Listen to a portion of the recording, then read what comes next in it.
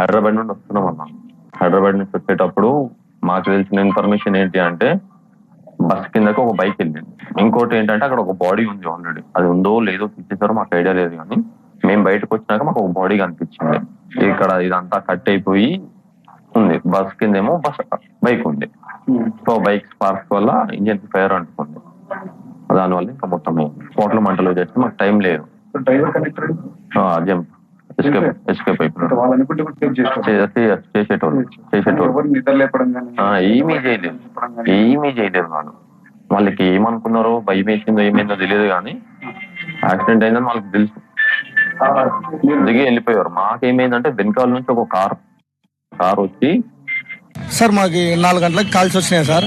ఇట్లా మీ ఊరు దగ్గర యాక్సిడెంట్ జరిగిందని. మేము వచ్చేసరికి దాదాపు 80% కాలిపోయింది సార్. మేము వచ్చి చేసేకి ఏం లేదు, ఎందుకంటే ఊరు దగ్గర ఉందనుకో ప్రజలు దగ్గరకు వచ్చేస్తారు. ఇది ఊరికి 3 కిలోమీటర్ల దూరంలో ఉంది.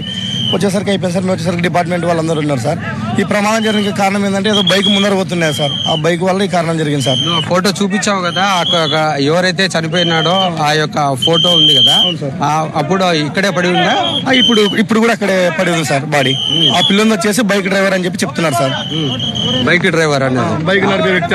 ఆ సమయంలో ఏమనిపించింది? ఒక్కసారిగా 80% దాకా పూర్తిగా కాలిపోయిందని చెప్పి చెప్తున్నారు కదా, ఎట్లా ఉండింది అక్కడ పరిస్థితి? చాలా భయాందోళన ఉంది సార్. భయంకరమైన మంటలు, విధంగా మనం కూడా భయభ్రాంతులకు గురైనాం సార్. ఎందుకంటే ఎప్పుడు ఇటువంటి భయంకరమైన సన్నివేశాన్ని మేము ఎప్పుడు జీవితంలో చూడలేదు సార్. సరౌండింగ్స్ ఎట్లా పూర్తిగా ఈ యొక్క పొగ అంతా కమ్ముకైంది అంటున్నారు. పొగ భయంకరంగా లేచింది సార్. చుట్టుముట్టు దగ్గరికి ఇట్లా మన ఇంత దూరంలో కూడా శకాలం